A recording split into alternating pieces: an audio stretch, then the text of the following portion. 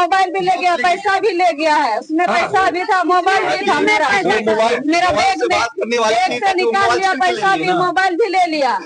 तो मोबाइल आपको मिला अभी? नहीं मिला, लेके चले गया। लड़ाई झगड़ा करने, छोटा मेरा बच्चा, उसको भी नहीं छोड़ा मारने के लिए, उसको भी मारने लगा था। तब हम उसको डंडा पकड़े और बोलने लगे नहीं मारो, बच्चा है। यही सब सीखता है वो लोग, जाता है जो मंदिर में, यही सब सीखता है वो। है इतना दिन पढ़ा लिखा, क्या पढ़ा लिखा कि समाज में मारने पीटने जाना, दूसरे के जगह मारने पीटने जाना। अगर उसको मारेगा तो कितना दर्द होगा। उसका हम क्या करने गए थे, वो यहाँ के मारा। एक समाज होता है कि जाके बात करेंगे, किसी विषय में बात करना होता है, बैठ के बात करना चाहिए। वो गाली गलत, माँ बाप का गाली देते आता, उन लोग का माँ बाप नहीं है क्या? उन लोग का माँ बाप का इज्जत नहीं है क्या? है ना? तो लोग कैसे फिर माँ बाप का गाली लेते हुए आता है? कौन सी पूजता है, कौन सी पूजा पाठ करता है सब?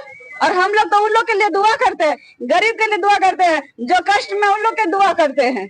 और वो लोग ठीक होता है, हम लोग का विश्वास है, उन लोग ठीक होता है। प्रार्थना करते उन लोग का ठीक होता है। और तुम लोग का दम है तो प्रार्थना करके देखा और ठीक होके देखा।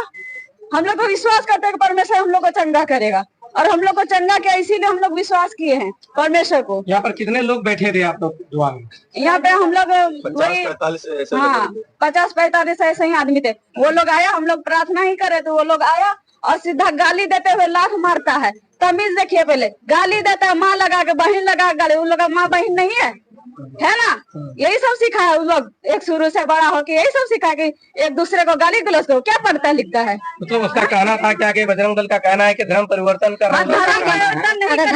परमेश्वर हिंदू मुस्लिम नहीं बनाया, परमेश्वर सिर्फ एक जाति बनाया, मनुष्य जाति बनाया।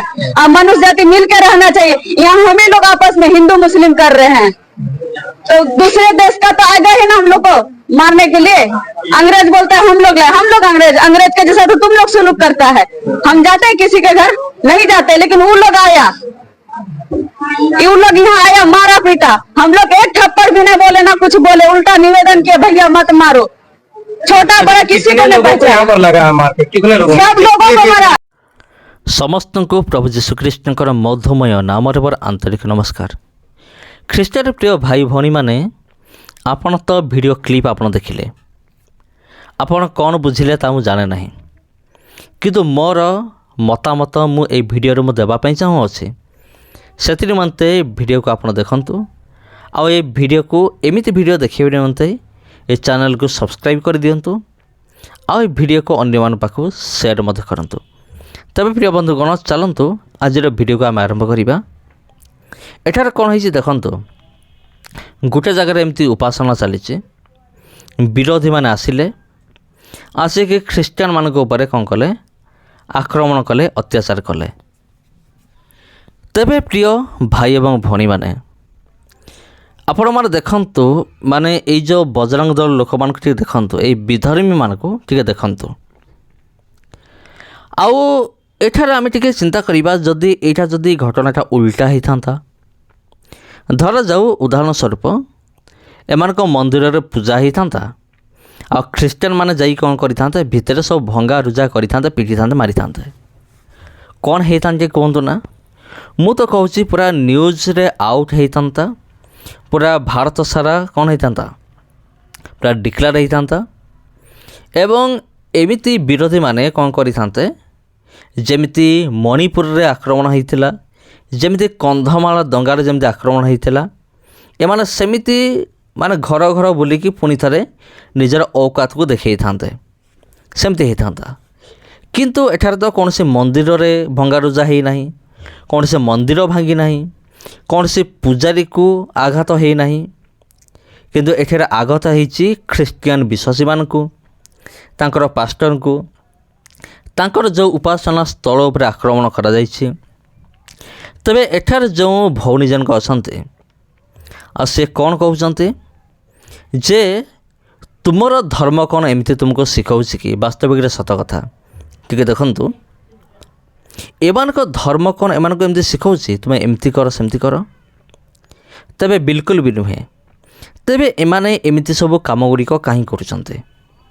एमाने एमिति सब काम गुड़िक करिबा पछरे एक राजनैतिक दलर हाथ मध्य अच्छी। कहार अच्छी आपण टिके चिंता करंतु। चिंता करिकी आपण टिके कमेंट बॉक्स रे आपण टाइप करंतु।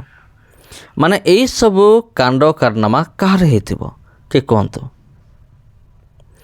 ପ୍ରିୟ ଭାଇ ଏବଂ ଭଉଣୀମାନେ, ବଜରଙ୍ଗ ଦଳର ଏଇଭଳି ମାନେ ଆତଙ୍କ ଆଜିର ନୁହେଁ।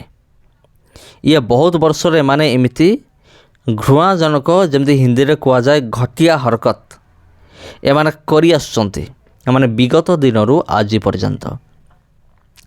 ତେବେ ଖ୍ରୀଷ୍ଟରେ ପ୍ରିୟ ଭାଇ ଏବଂ ଭଉଣୀମାନେ, ତେବେ ଗୋଟେ ବିଷୟ ମୁଁ କହିବା ପାଇଁ ଚାହେଁ ବଜରଙ୍ଗ ଦଳର ଲୋକମାନଙ୍କୁ, ଯେ ବଜରଙ୍ଗ ଦଳର ଲୋକମାନେ, ତୁମେ ଭାବୁଛ ଯେ ଆମେମାନେ ଗୋଟେ ଚର୍ଚ୍ଚକୁ ଆକ୍ରମଣ କରିଦେଲୁ, ଆମେ ଏକ ବହୁତ ବଡ଼ ଧର୍ମର କାମ ଆମେ କରିଦେଲୁ, ଆଉ ତୁମେ ଭାବୁଛ ଯେ କେବଳ ତୁମର ବଳ ଅଛି, ଆମର ବଳ ନାହିଁ।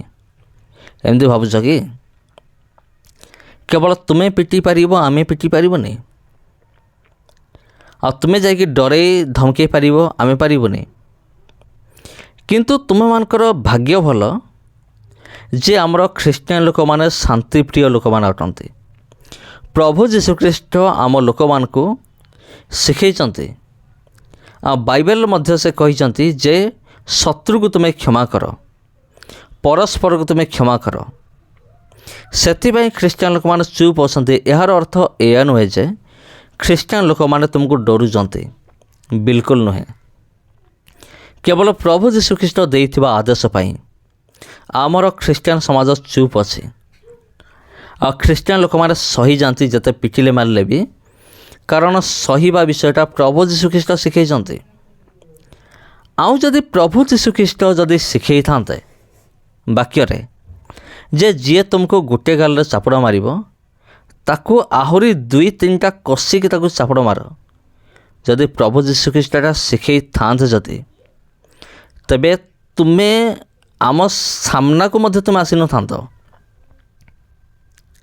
ଆମ ସାମ୍ନାରେ ଠିଆ ବି ହେଇପାରିନଥାନ୍ତ ଯଦି ପ୍ରଭୁ ଯୀଶୁଖ୍ରୀଷ୍ଟ ତୁମକୁ ଏଇଟା ଶିଖେଇଥାନ୍ତେ। କିନ୍ତୁ ତୁମର ଭାଗ୍ୟ ଭଲ, ପ୍ରଭୁ ଯୀଶୁଖ୍ରୀଷ୍ଟ ଆମକୁ ଦୟା, କ୍ଷମା, ପ୍ରେମ ଏଇସବୁ ଶିଖେଇଛନ୍ତି।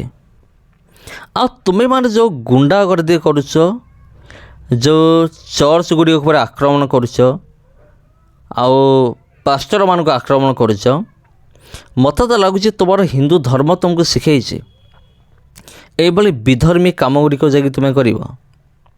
ମୋତେ ଲାଗୁଛି ଶିଖେଇଥିବ ତୁମର ହିନ୍ଦୁ ଧର୍ମଶାସ୍ତ୍ର, କାରଣ ତୁମର ଭଗବାନ ମାନେ ବି ସେମିତି ଥିଲେ ନା, ହତ୍ୟା କରିବା ବାଲା। ତେବେ ପ୍ରିୟ ବନ୍ଧୁଗଣ, এই ভিডিও ଦେଖିକି ଆପଣ କ'ଣ ଲାଗୁଛି ଆପଣ କମେଣ୍ଟ ବକ୍ସରେ ନିଶ୍ଚୟ ଜଣାଇବେ। ଆଉ ଆଜିର ଭିଡ଼ିଓକୁ ମୁଁ ଏଇଠି ରଖୁଅଛି। ସମସ୍ତଙ୍କୁ ପ୍ରଭୁ ଯୀଶୁଖ୍ରୀଷ୍ଟଙ୍କର ମଧୁମୟ ନାମରେ ମୋର ଆନ୍ତରିକ ନମସ୍କାର। ଭିଡ଼ିଓ ଭଲ ଲାଗିଥିଲେ ଭିଡ଼ିଓକୁ ସେୟାର କରନ୍ତୁ। ଆଉ ଯଦି ଆପଣ ଚ୍ୟାନେଲକୁ ପ୍ରଥମ ଥର ପାଇଁ ଆସିଛନ୍ତି, ଏ ଚ୍ୟାନେଲକୁ ଆପଣ ସବସ୍କ୍ରାଇବ୍ କରନ୍ତୁ। ସମସ୍ତଙ୍କୁ ନମସ୍କାର। ସମସ୍ତଙ୍କୁ ପ୍ରଭୁ ଯୀଶୁଖ୍ରୀଷ୍ଟଙ୍କର ମଧୁମୟ ନାମରେ ମୋର ଆନ୍ତରିକ ନମସ୍କାର।